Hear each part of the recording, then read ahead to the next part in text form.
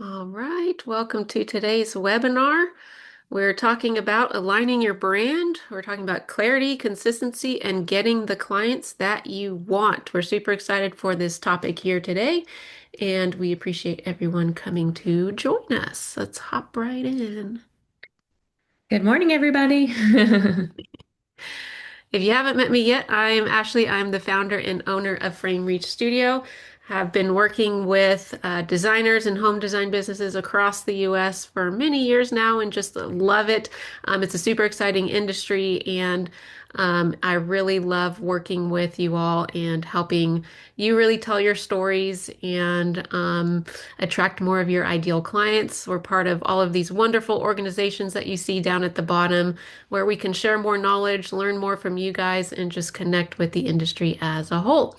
I also have Whitney here with me. Whitney, say hello. Hi, everyone. We're so glad you're here. Be sure and drop some comments in the chat if you have any questions.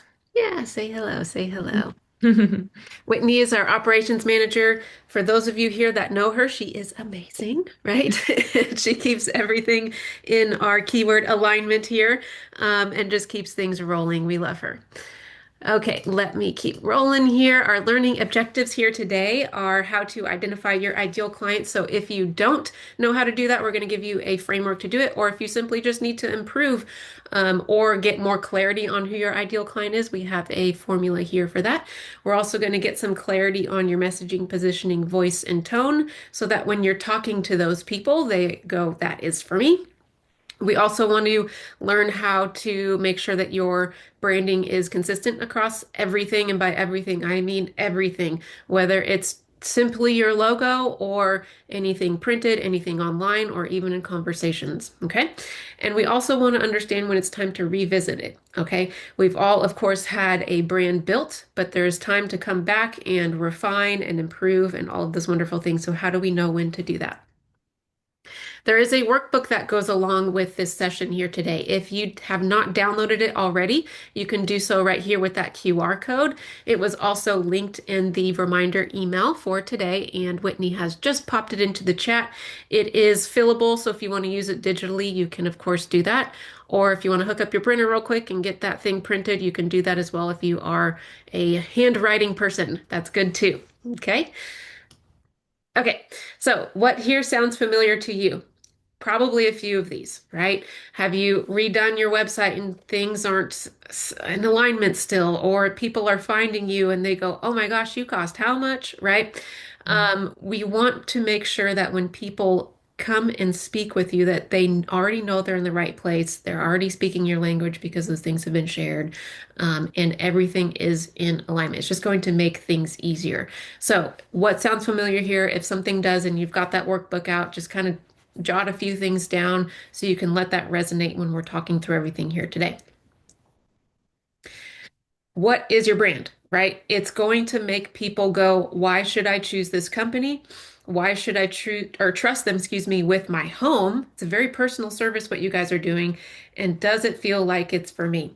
Now, at the end of the day, interior designers, design build firms, at the end of the day, they're designing homes, right? But they are approaching things a different way. The results are different. The process is different. The people are different involved. So, what really comes into all of those things and makes your brand you, right, Whitney? And we've seen a lot of, we've dealt with a lot of designers across the country, and they're all so unique and different. And we really want to shine a light on those Yeah, clients. and I think like one thing that we try and communicate, and I think this is important for you to hear today, is that like those differences are not bad things. Like it doesn't mean that like your business is doing something wrong because you're set up a different way than your peer. It's just knowing those details about your business and knowing how to make that very clear so that you're reaching the person that you desire to be a client. That's so super important. Like we don't want you to feel like it's a bad thing because the way that you're like feeling about your business is different than somebody that you even work in town with. Yep, exactly right. Love that insight. Okay, what happens if you don't have brand alignment, right? You're going to have consultations where you're going, it's going to be this much, right? Instead of Mhm. here's our cost because that's what we're valued at, right? Your inquiries might not align with your cost and your process. Your marketing might feel like a lot of effort, right? And you're not getting much back from it. If you have a team or even the team that is an extension of you, such as people that you work with, like contractors and those type of people, are they conversing with others in a different way than you would? And do you have roller coaster growth, which we all know what that is? We all experience because that's just how business is. But do you never have that kind of up and a little bit of plateau? It's just constantly up and down.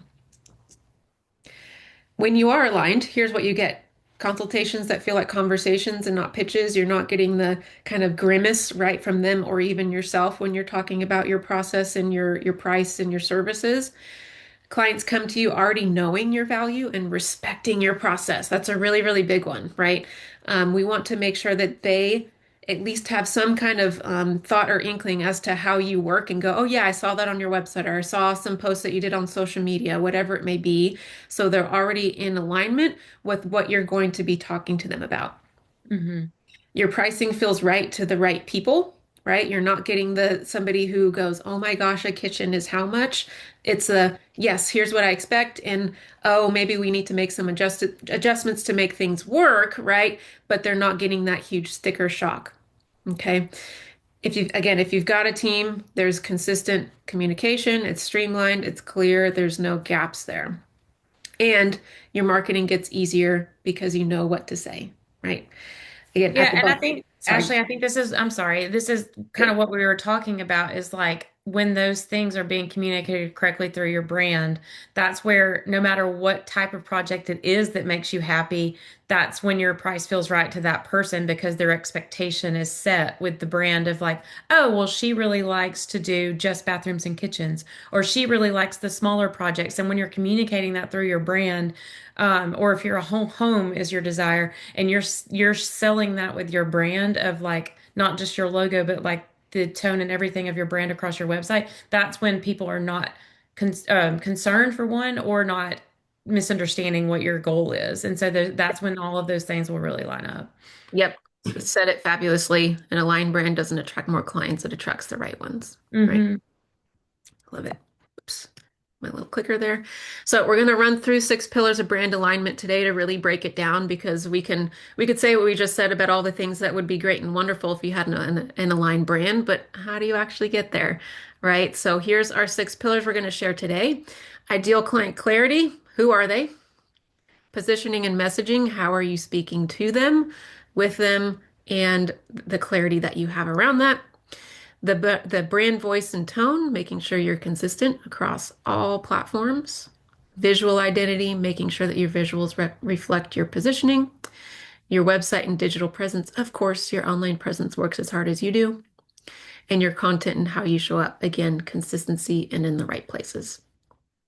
Okay, so let's hop right in. Pillar 1, that ideal client clarity. Who is your brand actually for? When you're clear, everything else is going to become easier, right? Again, that messaging, the content, the pricing conversation, all the things. Ask yourself over in that gold box you see on the right, is your ideal client clear? A little bit of a tongue twister. If not, think of a perfect client that you had and start there, right?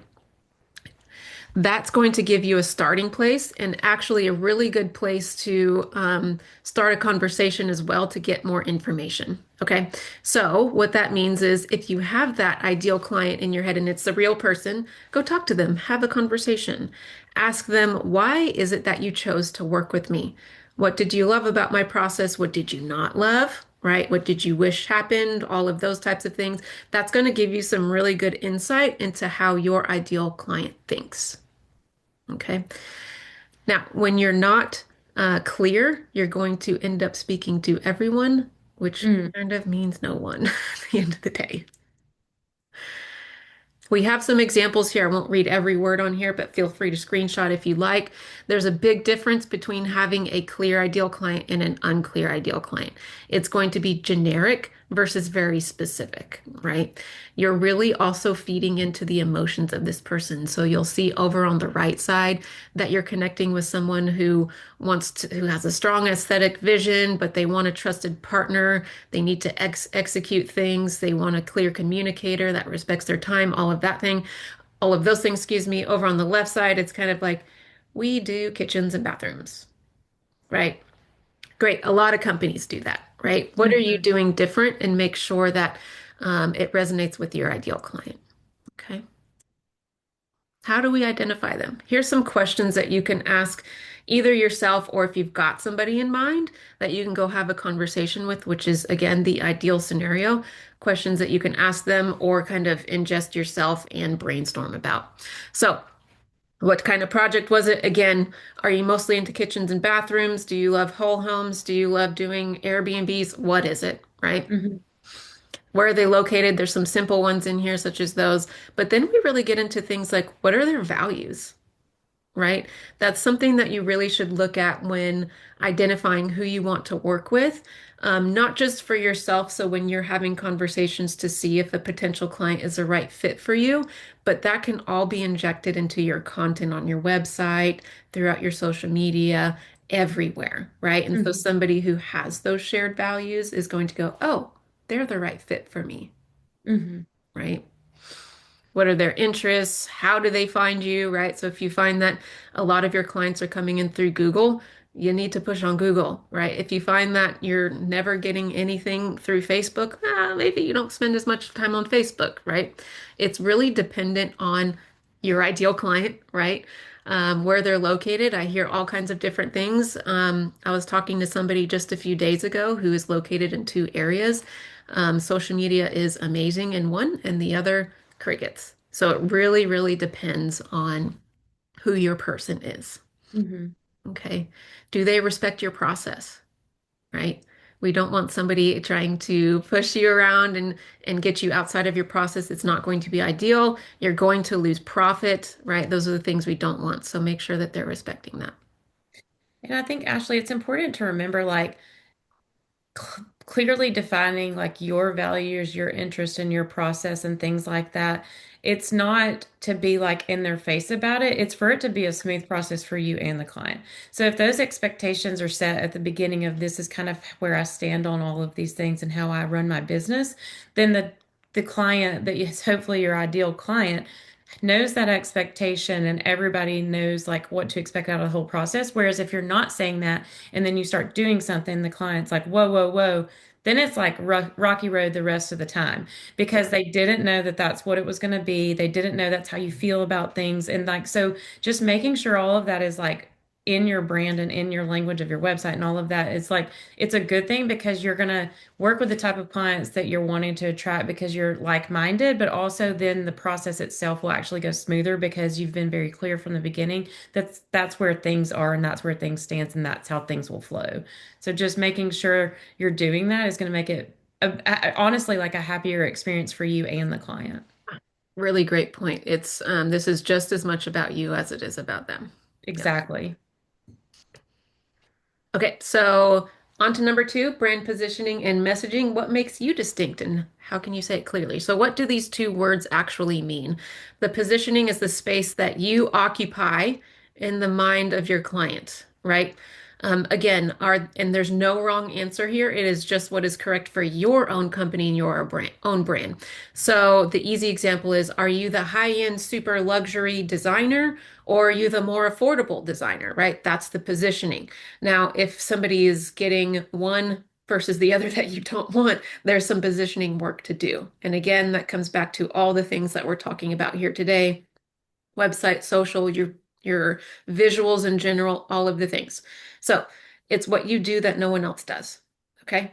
The messaging is how you actually communicate that, and making sure that it's consistent and that you're confident in doing so and that you're using words that resonate with your ideal client. Again, I'm going to go back to the simple example of the affordable versus luxury. Somebody who is looking for a designer who is going to be able to get them a more affordable kitchen is might land on a luxury designer website and go, this is not for me, right? Hmm. And vice versa. And that's exactly what we want. But you Hmm. have to make sure that that wording, and again, they don't need to be those exact words, it could be anything. You need to make sure that that wording resonates with your people. Okay. Another example here, weak versus strong. You could see the specificity and the differences here. We create beautiful, timeless interiors tailored to your lifestyle. Great. That could be anyone, right? So then what do? We get more specific. We talk about not compromising between function and beauty, your timeline and the vision, a structured process, consistent communication, results that speak for themselves, right? Super specific, like it says. Over on the left side, everyone can say that. There's really no terrible differentiation, nothing for somebody to go, oh, so and so said this. If I'm not ready right now, I know that I'm going to go back and remember them in a month when I'm ready to go do my kitchen, whatever it may be. Give people a reason to choose you. And Ashley, I think too, it's like remembering that like when you are vague like that with your position, not only might you not attract someone because they don't really know like a differentiator in you, but then you're like almost like white noise of like everyone else Yeah. says that too. So there's kind of like two angles to that of like getting lost in the shuffle. Yes, and I think too, getting really specific in this arena gives you so much confidence because you know what you're after, how you can help them, who you can help, and all of those things. Exactly. So let's help you create a positioning statement here. So again, you can get clear.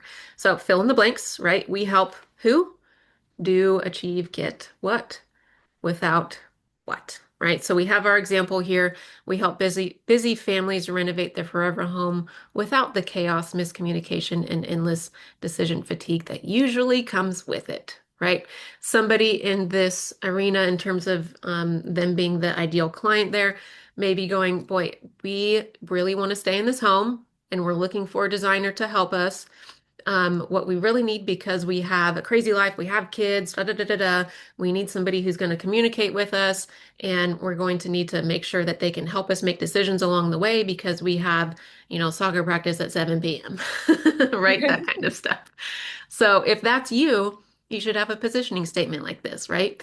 You can have one completely different that is all about helping somebody, achieve the ultra high-end luxury space, showing off all your wonderful artwork, whatever it may be, or it's maybe you have a top of the line kitchen because you love cooking, whatever it may be. Just be really, really specific in it. Mhm.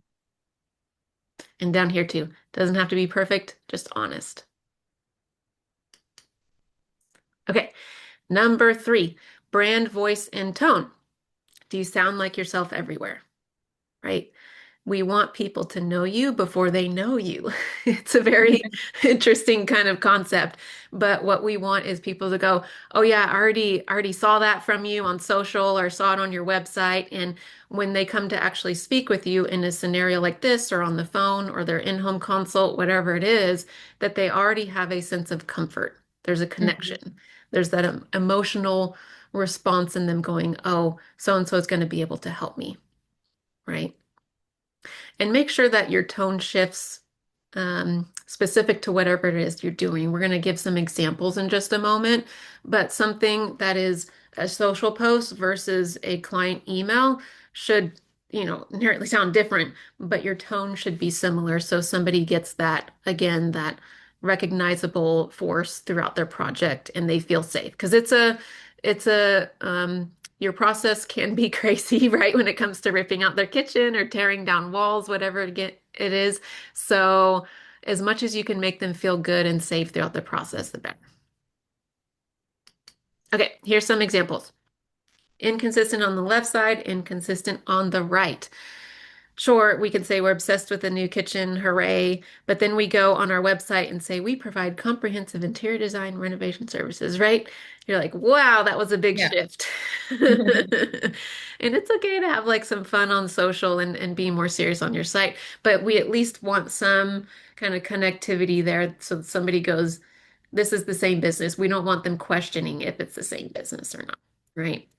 Then we get to that client email example where it's very hello, right? Trying to get these things done, blah, blah, blah. But over on the right side, we're talking more about the process and the story behind things when it comes to making a family knew exactly what they wanted and trusted to get us from here to there kind of thing. We want homes that feel like they've always been yours. And when we're getting into that client email down at the bottom and you're actually working with them, that feels so much more intimate and caring rather than a hey, it's a hey, we really want to make sure that this process is right for you. And in order for us to get to this next step of creating your dream home, all of the things. We have that warmth there and that confidence. Okay, here's some words to help you out. So there are, of course, a lot more words that you can play with here, but just some direction. So choose at least three, like 3 to 5. Don't choose them all, right? Because then it becomes overwhelming.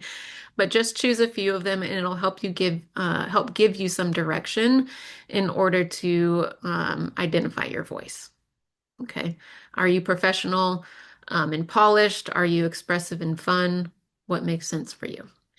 And I think too, actually remembering here, like it's not what you want to be. Like, Yeah, what is it that you actually are? Because I think there's a difference, and that's where that misalignment happens with like the good point. Instagram versus your emails. Is like Instagram, maybe you're using like ChatGPT to help you with crafting those messages and using a certain tone, but then when you're actually sitting writing an email, it's how you actually are. So be truthful with yourself when you're looking at this of like, where are we actually at that aligns with what your goal is that's not way outside the box of actually like being uh, like an option. Like don't say you're warm and bubbly if that's not, and it's okay. I mean, like every person is different for a reason because you're going to attract different types of clients. But like admitting to yourself like maybe I'm not the most energetic person is okay because you don't want your, like she said, your Instagram to sound like you're like this crazy bubbly energetic person, and then they talk to you on the phone and like, well, is there somebody else that works for her that is running her Instagram? So making sure you're like being honest in that is like going to be key to help you actually develop your plan correctly. Yeah, love it. Okay, let's talk about the visuals. Do your visuals reflect the quality and positioning of your work? And this could be a lot of different things. Literally your photography, but the style of your photography too is super important. A really good, easy example, again, just to so we can all visualize here together, is like moody photographs. Is that your style? Or are you the bright, expressive, maybe moody photographs aren't the right style for you, although I love them, right? Mhm. What about your logo and your coloring and your color palette, right? Do those things align with you, your vibe, and your work? It's really, really important that your color palette, your logo, your typography even goes with your work, because then when it's all together, again, whether it's on your website, on a printed piece of flyer, on social media, wherever, we want to feel that really nice cohesiveness, right? And if we don't, our bodies kind of go, oh, that feels a little odd, right? And so, with the visual identity, if we don't have that cohesiveness, we get a feeling that we don't like, right? And we may not know exactly what that is or is not, but the emotional response there is not what you intended, right? So, make sure the emotional response that people are getting when they come into contact with your brand, any piece of it, is what you intended. Mhm. Okay. It's a really, really important piece. Okay, here's some examples again of our little side by side here, misaligned and aligned. So what we're looking at on the left side, we've got maybe a more generic logo, a color palette that doesn't match the vibe, and stock photography with maybe some iPhone project photos and inconsistent fonts, right? So as somebody is looking around at your brand and your website and ingesting everything, they're not getting that good emotional response to go, yeah, they've got it together. This feels like a person I want to work with. And it also potentially could give them the feeling of this is maybe what it's going to be like to work with you, right?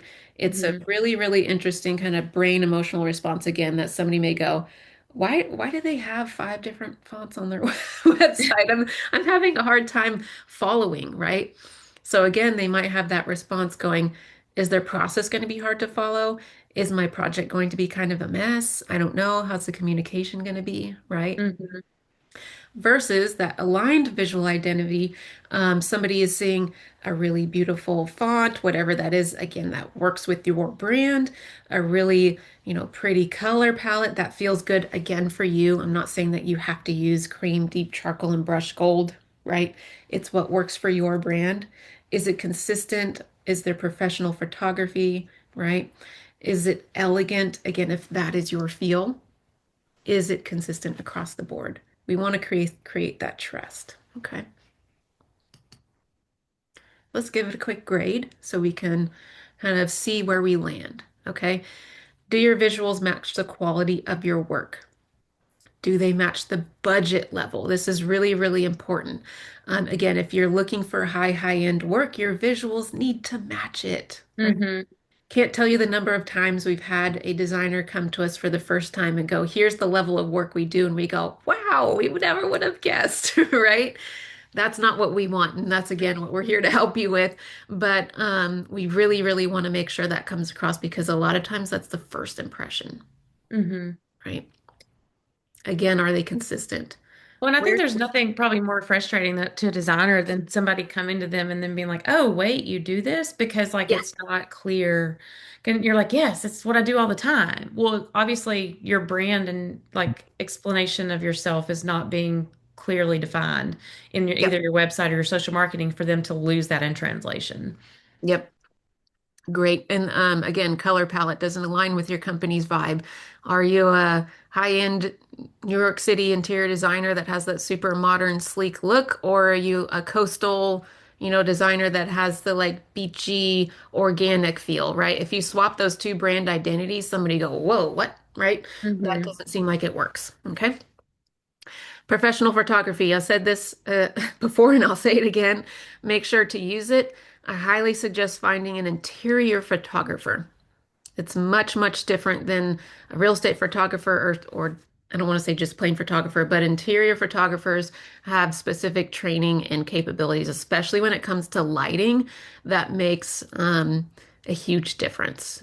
We've seen everything in between, right, Whitney, when it Yes. comes to photography, but the true interior photographers really capture the story, which is what you're after, and really help people go, oh my gosh, I want that, right? Whatever that thing is. And it's interesting, like from our end, when we're like working on someone's website, when we see a set of pictures come in, they're like, actually, I had that project rephotographed, and Yeah. you see like the second batch, you're like, wait, that's like the same space. I mean, not that it didn't look great before, but it's like when the photographer knows what they're doing and actually captures the space for what it is, it makes a true difference. And then obviously that translates to your website because those photos are going to be included on your website, and you're just like, it's a game changer for people. Yes, game changer is a good word. So give yourself a quick little grade here. Do you have a visual alignment gap? And note that down. Okay, number five, website digital presence. Does your online presence work as hard as you do? We know you are all working so hard. We want to make sure that your kind of 24/7 salesperson online is doing the same, right? We want to make sure that it's telling people that you're the right one or you're not the right one, right? When somebody lands on your website, do they go, oh, this is for me or it's not? We want to make sure that we're showing them what you do. What do you actually offer? Like Whitney was saying a moment ago, some of them are like, yeah, people come to me and don't realize, whatever service it is, and it's because you didn't tell them. We can't hope that they will assume that you do whatever it is that you do. We need to be super, super clear. And we need to give them the next step. What do you want them to do? Mhm. Right? Should they be filling out a contact form? Should they be filling out a discovery call calendar so they get directly on your calendar? What is it that you want them to do? And put it all over the place. We cannot assume that somebody's going to go look at every single page of your website. They're more than likely not. And we can't assume that they're going to see every button opportunity, right? So put it everywhere and make it super, super clear what you want them to do. The easiest decision, I always say this, the easiest decision on a website is for somebody to click the X and leave. Right. Okay. We want to make that the hardest decision. Mhm. So, what's the difference in a misaligned and aligned website, right? Welcome here, where design meets function. Okay, right? There's no mention of who they work with. The portfolio's buried, contact form, who knows where it is, right? Files may be in third person, and there's no sense of real process. So, it leaves somebody going, is this for me? I'm really not sure. What am I supposed to do if I want to work with this person? And it may look fine, the website, but they're not getting that gut emotional response that makes them go, oh my gosh, I have to contact them right now, Mhm. right? Whereas the one on the right side, we're seeing design forever homes. They're ready to stop compromising on quality, process, and the life they want to live. Oh, wow, right? That makes me go, oh my God, this thing in my kitchen. I'm ready to stop compromising on whatever that is, right? Are you showing me projects that you've done, right? That make me go, I want that thing. Are you showing me how you work? Are you Hmm. giving me that clear next step? Are you showing me that you're a human, right? Hmm. You're going to be in my home. I want to see you. Hmm. Do you have a process section? Again, you're going to be in my home. I want to know how it's going to work, right? Yeah, and I think, I mean, you see that a lot of times, Ashley, with websites that I don't need to keep harping on websites specifically, but You're like fine. a website will be beautiful, but in no way do you actually get the feel and the vibe of a person behind it or what that person actually feels like or it would be capable of. And so, like, making sure that that is all like really clear and that they feel that when they land on your homepage is like super important. Exactly. And so, again, what you were going over here a moment ago in 10 seconds, and really it's probably more like 5 seconds. Can somebody go, who is this firm for? Is it for me? What do they do? And what do I do next?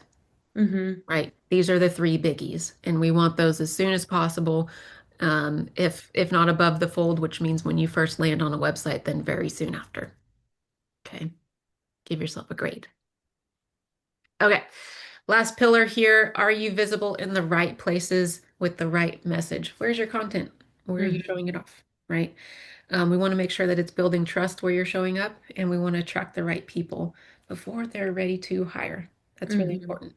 So, content without brand clarity is just noise. Don't post stuff, publish stuff just because you can. We all Hmm. can, right? We want to make sure we have that clarity and there's a purpose behind it. So, make sure to ask yourself, does what I'm putting out there reflect who I am, who I'm for, and why someone should hire me? If it doesn't, edit it, get it more clear, or maybe combine, right? Maybe you Hmm. don't need as much as what you're trying to post. It's not about the amount, it's about the specificity behind it. Well, and if you're doing those three things that you're asking yourself right there, Ashley, then it's capturing those three things that you said that need to be seen on that top fold of the website. Yeah. Like who am I? Like all of those things, like make it very clear from the beginning. Yep, exactly. So some examples here of content alignment, whether it's misaligned or aligned. Again, left side is kind of sure, those are great things that you can post about, but it doesn't have that constant kind of tone to it to where you're going, here's, how we work, here's our process, look at us behind the scenes, here we're answering questions for you, we're educating our audience, all of those great things. Where on the left side, it's, here's some trends. Cool, right? Here's here's a project photo with some hashtags. Yeah. Pretty, right? We want more than that. We want some more beef. Okay. So there's no clear voice on that left side. It really doesn't communicate your positioning, and it could belong to any account, right? We want it to belong to you and someone to go, ooh, that's this person, or ooh, that's that person. We really want that clear positioning through your content. Is it Mm-hmm. transparent? Are you showing that you're the expert, that you're knowledgeable, that you're going to take care of them? And that they can see themselves in your project. Mm-hmm. Little test here again. Ask yourself, does your content look and sound consistent? If you're thinking, I'm not sure, probably not, right? Have maybe a little homework after today. Does it speak to my ideal client? So that ideal client that we went over way back in the first pillar, is your content actually talking to them? If it sounds good, that's great, but is it actually speaking to them? Is it resonating? Does it reinforce what makes you distinct? Does it really actually make you stand out? If someone who didn't know you found you today, what would they think that you stand for? That's a really good one to kind of go look at your content from an outside perspective and go, hmm, is this that intent that I want when somebody sees me for the first time? And if there's one thing today that you could change about your content, what would make it more aligned? Is it the tone? Is it more clarity in your ideal client? Is it the message? Is it the positioning? What is it? Give yourself that grade. Okay. I have this little chart here on your worksheet. If you've got it up, give yourself a number for each of our pillars here, and you can rate each of them similar numbers if you like. What I mean by that is you can rate your positioning and messaging and your brand voice and tone as threes. They don't have to all be, you can't only have one number one, one number two, and so on. But the purpose of this here is it's going to give you clarity on what to work on next. Your lowest number is what you should work on next, because that Hmm. means that's the weakest link, right? So pick one here, and that'll give you a bit of clarity in our next step in just a moment. So you know that, oof, I've got to work on my visual identity or my ideal client, whatever it may be. But take a moment to give yourself a grade here. So what we're going to do with that grade is fill in another statement here for you. This is going to be your brand gap statement. So right now, my brand isn't fully attracting the right clients because of blank. And the first pillar I need to strengthen is blank. One specific thing I could do in the next 30 days is what? We want to be very specific. Again, why aren't you attracting the right ones? What is the first pillar, meaning one of these? And what can you do in the next 30 days? I'll give you an example here. Right now, my brand isn't fully attracting the right clients because my messaging doesn't clearly explain who I work with or what makes us different. The first pillar I need to work on is positioning. And the one thing I could do is rewrite my homepage content so it speaks directly to my ideal client. That is extremely specific, right? It is not saying, I'm going to redo everything. That's not a good first goal. You can have, of course, an overarching goal, but you want to make it attainable for yourself and something that Hmm. you can do in a reasonable amount of time, right? If you've got time tomorrow to work on stuff, great, but give yourself 30 days and be realistic with it. Okay. Hmm. So again, don't write something vague here. It's just going to make it overwhelming for yourself and difficult to get started. The more specific you can be, the better. Even if it's something super, super tiny that you can update, it's something that you can improve and cross off your list. Okay. And as Whitney was sharing earlier, write what's true, not just what sounds good. We want to be super, super truthful with ourselves here. There is no wrong answer. Okay. And don't try to fix all six pillars at once. They all exist and they're all wonderful and they're all important, but make sure to use that grading guide of the six pillars of the something out of five to help you decide what you should work on next. So, what happens after you do that first change? So, let's say that you are going to do this, right? Let's say that this is your gap statement that you're going to work on and you get this done in 20 days. Great. Come back to this, regrade yourself, and see where you can make your change next. Use this as kind of a recurring template, I'll call it, for yourself to keep yourself moving on things that can be improved.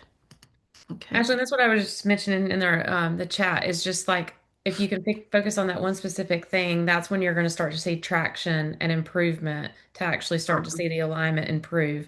Because then you can, like you said, you can come back to those other items. But like if you're trying to focus on six things, you're never going to see that traction and improvement because you're going to be so spread that like you're not going to, and then you're going to give up. So focusing Yep. on one thing at a time is going to make it obviously much more digestible for you to actually see those improvements and then want to like pursue the next thing.